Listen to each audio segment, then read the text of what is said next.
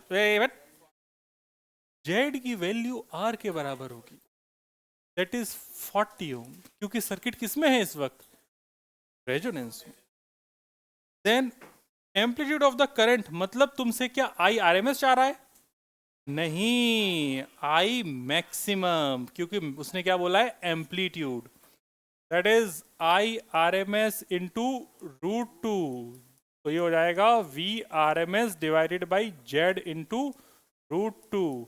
We R M S अपन को 230 दिया है, जेड की वैल्यू आर के बराबर है, दैट इज 40, और ये √2, 0 से 0 कट गया, तो इसको सॉल्व होके कितना आ रहा है, मैं कैसे मानूं? अच्छा 8.13, अब मान लिया भाई। हाँ नहीं नहीं, मैं आंसर मैंने चेक कर लिया। Determine the RMS potential across drops, potential drops across the 3 element of the circuit. Show that the potential drop across the LC combination is 0 at the resonance frequency. आओ इसमें बातें करें, ये अच्छी बात कह रहा है। ये कह रहा है सी पार्ट, सी पार्ट में उसने हमसे कह रहा है कि आप तो एक तो V अक्रॉस सी बता दो, तो हमें पता है वो हो जाएगा I R M S into XC, सही बात है। तो आई आर एम एस अपने पास कितना निकला है, आई आर एम एस अपने बच्चों ने निकाला है 23/4, है ना, यही तो है ना अपने पास, ये पहली वाली टर्म ही तो है आई आर एम एस। मेरे प्यारे कछुओं, क्या हो गया बेटा, तू पढ़ क्यों नहीं रहा है आज? सर दिमाग नहीं चल रहा यार, अभी तक तो सॉल्व कर रहा था तू, अब क्या हो गया? इधर देख, तो 23/4 और XC की जगह क्या डाल देंगे अपन, ओमेगा 1/ωc। अब समस्या ये है कि इसका जो रेजोनेंस वाली एंगुलर फ्रीक्वेंसी है वो तुमने निकाल ली क्या, रेजोनेंस वाली निकाली है क्या? तो निकाल लिया, तो इसकी वैल्यू कितनी आ रही थी, 50 आ रही थी ओमेगा। यहाँ पे जो ओमेगा अपन ने सॉल्व किया था ना, ये वाली टर्म, ये ओमेगा ही तो था, तो ओमेगा की वैल्यू 50 आ रही थी। तो आई आर एम एस, या पूरे आप वैल्यू डाल देते हैं, I R M S is 23/4, omega की वैल्यू 50, एंड सी के अपने पास कितना है 80 इंटू 10⁻⁻⁶। तो कैपेसिटर के अक्रॉस जो पोटेंशियल ड्रॉप आ रहा है, तो बच्चा पार्टी क्या कहना चाह रही है, मैं ही बता देता हूँ। ये सॉल्व होके आ रहा है 1437.5 वोल्ट, यही आ रहा है क्या? इस क्वेश्चन का आंसर कितने लोगों का आ गया? ओके, तो मैं ना इस क्वेश्चन को थोड़ा समझा देता हूँ, आप लोगों को वैसे समझ में तो आ ही गया। इस क्वेश्चन में पहले केस में तो रेजोनेंस फ्रीक्वेंसी निकाल ली थी, दूसरे में मैक्सिमम करंट निकालनी थी, उसके लिए पहले मैंने आई आर एम एस निकाल लिया। चाहो तो मैं यहाँ पे कैलकुलेशन अलग से लिख देता हूँ, कि मैंने जो IRMS निकाला है that is VRMS divided by Z, मतलब दिस इज 230 डिवाइडेड बाई 40 जो कि हो गया है 23 डिवाइडेड बाई 4। मैं इसको ऐसे ही छोड़ रहा हूँ। और दूसरी चीज मैंने यहाँ पर जो ओमेगा निकाला है वो निकाला है 1/√LC से। इसकी वैल्यू रखने के बाद इसकी वैल्यू आ रही थी 50 रेडियन पर सेकेंड। ठीक है, ये तुम्हारे लिए थोड़ा एक्स्ट्रा ज्ञान हो गया यहाँ से। तो V अक्रॉस कैपेसिटर तुमको पता चल गया। फिर इसने बोला है कि so that the potential across the LC combination is 0। तो तुम्हें VC पता चल गया, तो अगर तुम VL पता कर लो तो VL तुम्हारे पास हो जाएगा IRMS इंटू XL।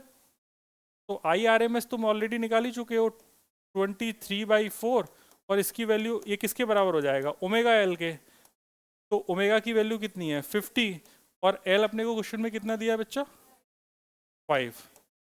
इसको जब सॉल्व करेंगे तो इसको सॉल्व करने से भी वैल्यू जो आ रही है वो सेम ही आ रही है। कितनी आ रही है,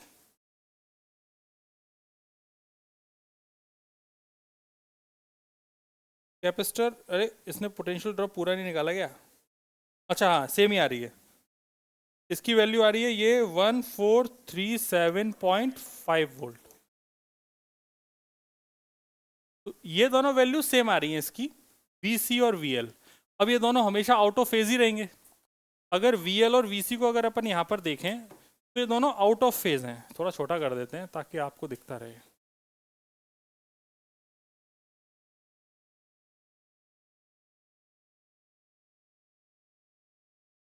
अब V अक्रॉस उसने क्या बोला था लास्ट लाइन, कुछ तो प्रूव करने की बात कह रहा था। Determine the RMS show that the potential drop across the LC combination is 0। तो देखो अब पूरे के अक्रॉस निकालना है तो या तो तुम इसको फेजर से डिनोट कर दो कि देखो सर क्या होगा, इधर V अक्रॉस L होगा, इधर V अक्रॉस C होगा, तो जो नेट V होगा that is VL minus VCO कितना हो जाएगा। लेकिन मैं ऐसे नहीं करना चाह रहा, मैं इसको अच्छे तरीके से लिख देता हूँ। मेरे पास सर्किट में ये L होगा, ये C होगा और यहाँ पे R होगा, ऐसे ही होगा। तो मैं इसको लिखने के लिए क्या करूंगा, मैं ऐसा बोलूंगा जो इनके अक्रॉस V होगा that should be I into XL minus XC, क्योंकि ये तो अपोजिट फेज में ही रहने हैं हमेशा। तो इसको मैं क्या लिख दूंगा XL माइनस XC। तो V across L and C, मैंने L एंड C लिख दिया, तो I इंटू 0। तो ये हो जाएगा V across LC is equal to 0, जो कि हो गया प्रूफ। ठीक है, इस प्रकार आपका AC समाप्त होता है। अगले लेक्चर में हम एक पूरा चैप्टर समाप्त करेंगे जिस चैप्टर का नाम है electromagnetic wave. Thank you very much.